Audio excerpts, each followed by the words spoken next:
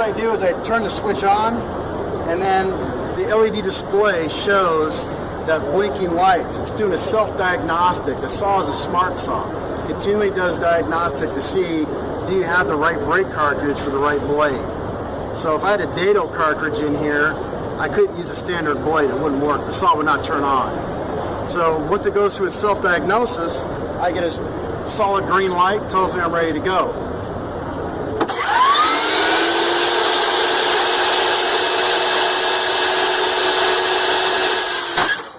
SawStop is a company that manufactures table saws designed to enhance safety and reduce the risk of injury during use.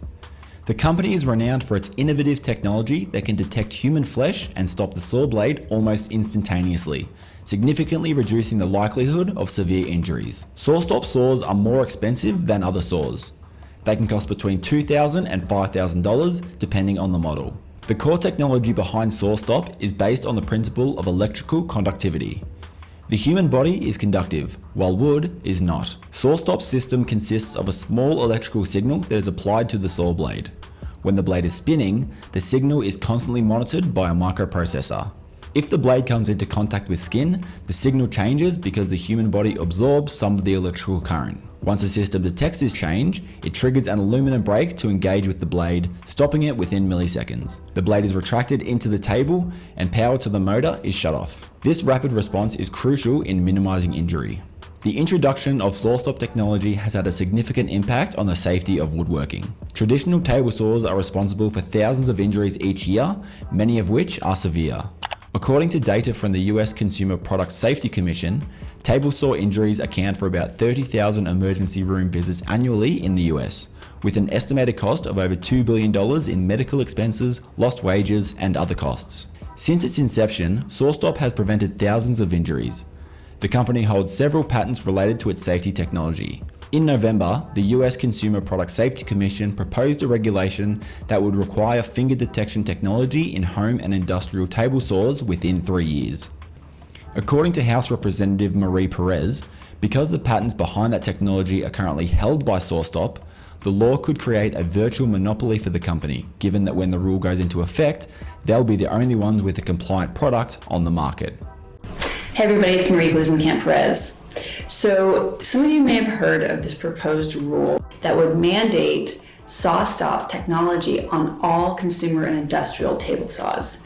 I certainly heard from a lot of you about concerns around this because SawStop effectively has a monopoly on this technology. They actually sued a competitor in 2018 to protect their patent rights, and as a result, they're the only one on the market. Unfortunately, if this rule was enacted, it would raise the cost of table saws by $200 to $400 per unit. And we know that woodworking traditions and people that work for a living rely on this kind of equipment. So it was very concerning to hear that there would be a government-mandated monopoly enacted that would raise the cost of accessing cultural activities like woodworking, things that we do and that people make their living with. And those of us who work in the trades know that the actual effect of this would be that rather than spending $400 on a new blade or table saw, you would see people just using a circ saw and a sheet of plywood, and more people would be hurt as a result. This to me was an example of rulemaking that was done by people in suits, not people in Carhartts, and I think that's wrong. And so I've introduced bipartisan legislation with my colleague Jeff Duncan from South Carolina to stop this ruling until those patents are released. It's really important to me that we protect our way of life and our relationship to stuff, where we are making our own homes, our own chicken coops, whatever it is that you're doing, our businesses, and respecting people and ensuring that when we make rules, people who work in those trades are at the table of the rulemaking decision. So thank you to those of you who reached out. It really matters to me. I listen to you. I appreciate that. And we'll keep fighting to stop government-mandated monopolies and rulemaking that just does not make sense for working people. Hi ma'am, greatly respect your work on allowing fingers to be cut off. Opposition to the bill has received a lot of backlash.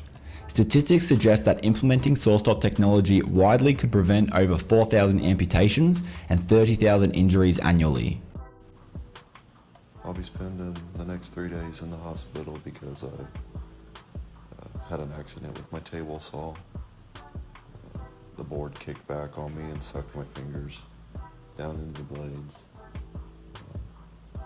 Pretty much severed the thumb and mangled 3 fingers pretty badly. Took the skin off of the top of all 3 of my fingers.